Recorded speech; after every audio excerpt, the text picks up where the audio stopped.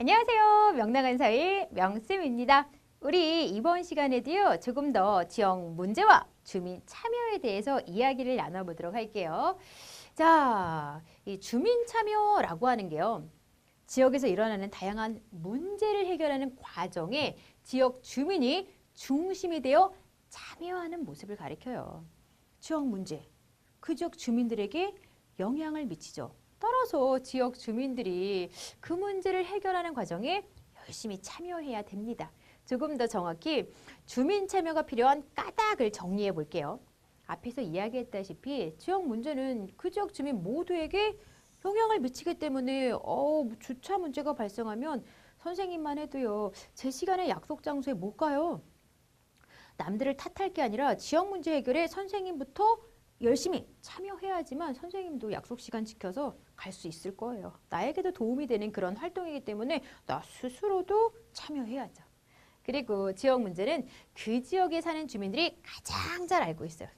당연하죠. 그리고 시청이나 도청 등에서 이를 제대로 하는지 살펴봐야 하기 때문에도 지역 주민들이요. 그 지역 문제 해결에 참여를 해야 돼요. 시청, 도청 같은 공공기관은요. 지역 문제 해결을 적극적으로 하는 그런 곳이에요. 그런데 우리 지역 문제 제대로 이런 공공기관에서 처리하고 있는지를 주민 참여를 통해서 그때그때 확인을 해야 되겠죠. 그래야지 정말 지역 문제가 바르게 처리가 될 수 있는 거거든요. 왜 우리가 앞 시간에 지역 문제를 해결하는 과정을 살펴보면서 여러 가지 해결 방안들이 제시되었을 때 각 해결 방안의 좋은 점, 나쁜 점, 들어가는 비용 이런 걸 꼼꼼히 따져봐서 좋은 점이 많고 비용도 적게 드는 그런 방안으로 해결 방안을 결정해야 된다라고 이야기를 했어요. 근데 혹시라도 이제 시청, 도청이 엄청나게 많은 비용이 드는 그런 방안을 해결 방안으로 결정해서 엄청나게 많은 돈을 써가면서 문제 해결을 하려고 하는 거예요. 근데 그만큼의 돈이 안 들어가도 그 문제를 해결할 수 있다고 만약에 지역 주민들이 생각하고 있었다면 우리가 지역 문제 해결 과정에 참여했다라면 그거는 올바른 해결 방안이 아니기 때문에 그 방안으로 결정하지 않았으면 좋겠다. 의견을 제시했을 거고요. 그렇게 무턱대고 시청, 도청들이 또는 구청, 군청들이 마음대로 비용 많이 들어가는 방법을 선택해서 문제를 처리하지 않을 수 있도록 막을 수도 있겠죠. 그런 점에서도 참여를 해야 하는 겁니다. 주민들의 의견을 정책에 반영하기 위해서 바로 지역 문제 해결에 그 지역에 살고 있는 주민들이 참여해야 하는 거죠. 자, 그러면 어떤 방법으로 주민들이 지역 문제 해결에 참여할 수 있을까? 그 방법이 중요할 거예요. 공청회에 참여할 수도 있어요. 자, 이제 어떤 기관에서 정책을 실행하기 전에요. 그 정책과 관련해서 공개적으로 이야기 나누는 회의를 열어요. 그렇게 공개적으로 여는 회의를 공청회라고 말을 합니다. 공청회에 참여해서 실행하고자 하는 정책에 대해서 정보를 얻기도 하고요. 그 정책과 관련해서 의견이 있으면 그 의견을 말할 수도 있겠죠. 또는 주민회의에 참여할 수도 있고요. 시도청 누리집에 의견을 올릴 수도 있습니다. 그리고 서명운동 같은 걸 직접적으로 벌여도 돼요. 다양한 방법으로 주민 참여가 이루어질 수 있구나라는 거 정리가 되었을까요? 자, 그리고요, 시민단체라는 그런 걸 만들어서도 주민 참여를 이루어낼 수 있는데요. 시민단체 도대체 어떠한 것인지 알아야 되겠죠? 자, 시민단체 같은 경우는요, 이름 그대로 시민들이 스스로 모여서 만든 단체예요. 자, 사회 전체의 이익을 위해서 활동하는 단체입니다. 개인의 이익을 위한 활동이 아니고요. 환경오염 문제 해결하기 위한 사회 전체 이익과 관련된 활동을 하는 시민단체도 있고요. 또는 보다 나은 교육이 이루어지기를 바라는 마음에서 만들어진 시민단체도 있어요. 이렇게 사회 전체 이익을 위해 시민들이 자발적으로 모여 만든 단체가 시민단체입니다. 자, 활동 분야도 되게 다양해요. 앞서 이야기한 바대로 환경, 교육뿐만이 아니라 경제, 정치, 문화, 청소년 등 다양한 분야에서 활동을 하고 있습니다. 자, 그러면요. 조금 더 시민단체에 대해서 자세한 걸 보도록 할게요. 시민단체가 일하는 분야는 다양했잖아요. 각 분야별로 어떠한 일을 하는지 조금 더 자세히 들여다보려고요. 환경 분야 같은 경우 지역의 환경 문제에 관심을 가지고 환경 보호 활동을 많이 벌여요. 그리고 경제 분야 같은 경우는 지역 경제 정책 같은 거 살펴보고요. 살펴본 경제 정책에 문제점이 있으면 그 문제점을 해결할 수 있는 방안을 마련합니다. 교육 분야 같은 경우는요, 지역의 교육 문제에 관심을 가지고 교육 문제를 해결하고자 노력해요. 특히 뭐 저소득층과 같은 사회적 약자층이 교육 기회를 제대로 보장받고 있지 못하다라는 게 파악이 되면요, 이 저소득층 자녀들을 위한 다양한 교육 프로그램을 만들어서 직접 교육 활동을 하는 그러한 시민단체도 있어요. 자, 자원봉사. 지역이 어려운 사람들을 돕고 봉사활동을 하는 그러한 시민단체도 있는 거죠. 선생님이 이제 최근에 이런 자원봉사 관련해서 시민단체 활동으로 봤던 게 추운 겨울에 연탄 배달하는 그러한 자원봉사하는 시민단체를 봤어요. 선생님이 수업하는 학교 학생이 그 단체에 가입되어서 지속적으로 자원봉사를 했거든요. 그래서 그 친구에게 연탄 나르기 활동이 어떤 느낌이었는지 이런 자원봉사를 통해서 그 친구는 어떤 것을 좀 느끼면서 많은 걸 배우고 있는지도 이야기 나눴던 기억이 납니다. 우리 친구도요, 관심 있는 그런 시민단체가 있으면요, 직접 우리 친구들도 활동할 수 있으니까요, 알아보면 좋을 것 같아요. 자, 이제 다음으로는요, 지역 주민들이 지역 문제 해결에 참여한 사례를 신문 기사를 통해서 확인해 보도록 할게요. 우리 동네 안전이 한눈에 이웃과 함께 직접 만드는 우리 마을 안전지도. 자, 주민과 함께하는 우리 마을 안전지도가 완성되었다. 이 지도에는 여성 안심 기각길, 안전구역, 어린이 보호구역, 청소년 우범 지역 등 마을의 안전에 관련된 다양한 정보가 실려 있다. 지도 제작에는 마을을 잘 알고 있는 각종 단체, 파출소, 세모세모 초등학교 학부모와 학생 등이 직접 참여했다. 토의를 거쳐 나온 의견을 바탕으로 주민들이 위험 요인, 안전시설의 위치들을 직접 확인하고 조사해서 안전지도를 만들었다. 자, 지역의 안전 문제 관련해서요, 그 문제 해결 과정에 주민들이 적극적으로 참여한 그런 사례가 소개되어 있는 거죠. 이렇게 지역 문제 해결에 주민들은 다양하게 참여할 수 있는 거예요, 여러분. 자, 그러면 여기에서 이제 지역에 사는 주민들이 마을에 대해 가장 잘 알고 있기 때문에 특히나 이런 문제 해결에 적극적으로 참여할 수 있었다는 것도 잘 알아두어야 되겠죠? 자, 그러면 이제 다음으로 넘어가서요. 여기에서 이제 또 하나 살펴볼게. 자, 지역 주민들이 참여해서 주민 참여 예산제라는 걸 만든 그런 사례도 하나 더 보도록 할 텐데요. 주민 참여 예산제? 이게 도대체 뭐야? 자, 땡땡구에서는 주민 참여 예산제를 도입하고 주민 참여위원회를 운영하고 있대요. 주민 참여 예산제는 지방자치단체 예산 편성에 주민이 직접 참여하는 것을 말한다고 합니다.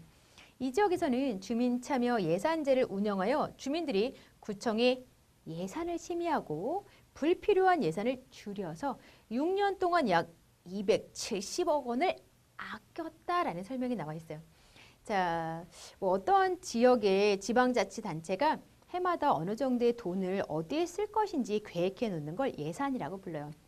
그런 예산 짤 때 바로 지역 주민이 그 예산을 짜는 거에 직접 참여하는 게 주민참여 예산제래요. 이러한 주민들의 참여를 통해서 6년 동안 270억 원이나 아꼈대요.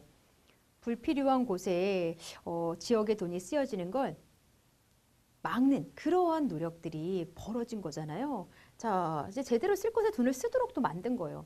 그럼으로써 주민들이 만족할 만한 그런 지역의 모습이 더욱더 만들어질 수 있었던 거겠죠.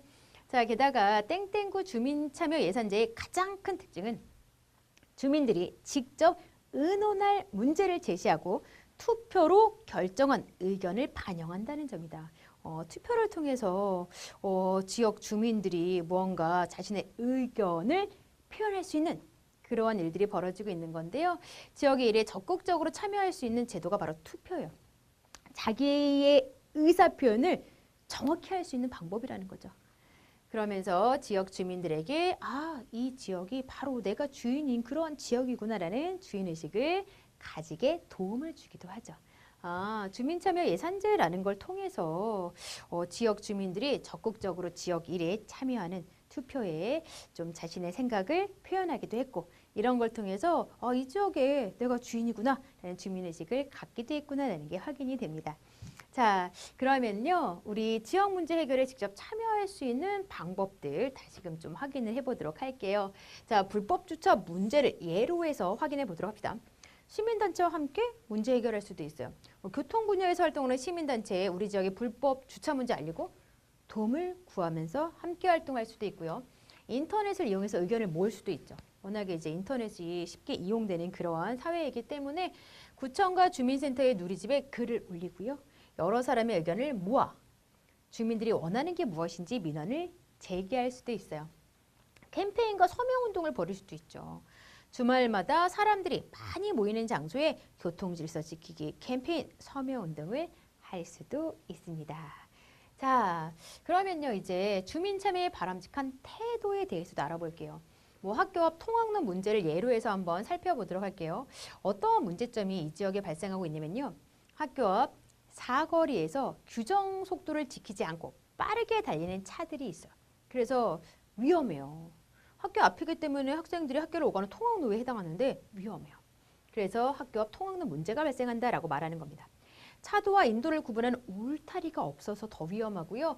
불법 주차 차량으로 걸어 다니기도 어렵다고 합니다. 심각한 학교 앞 통학로 문제가 발생하고 있네요.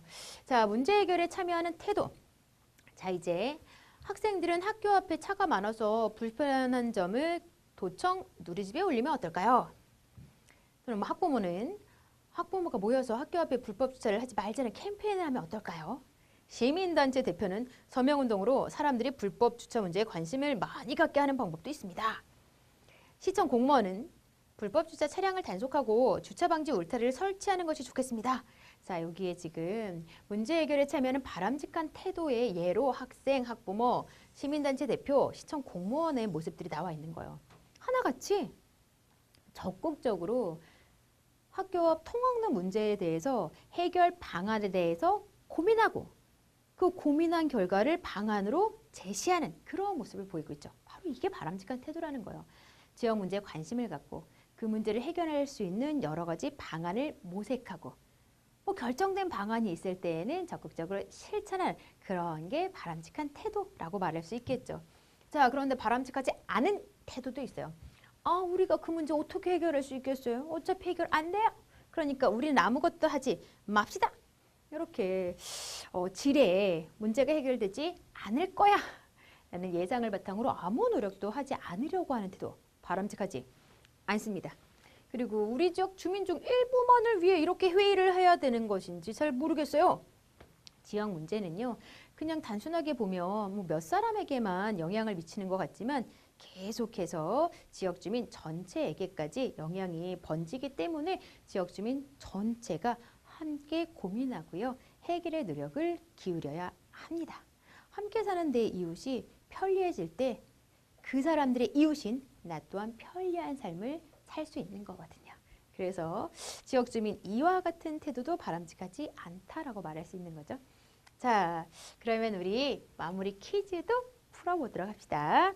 1번, 지역 문제를 해결하는 과정에서 지역 주민이 중심이 되어 참여하는 것을 주민 참여라고 표현하는 거죠.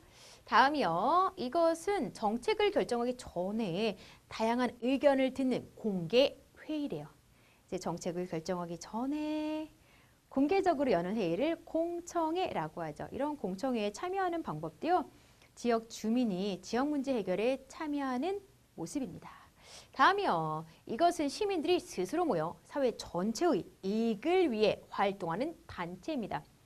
시민들이 만든 단체, 시민단체. 정답이 되겠죠? 자, 이러한 시민단체와 함께 지역 문제를 해결해 나가는 방법도 있다라고 공부했던 걸 함께 떠올려주면 좋겠네요. 자, 이렇게 해서 오늘의 이야기도 모두 마무리가 되었습니다. 우리 친구들 이번 시간에도 열심히 공부하느라고 수고 많았어요.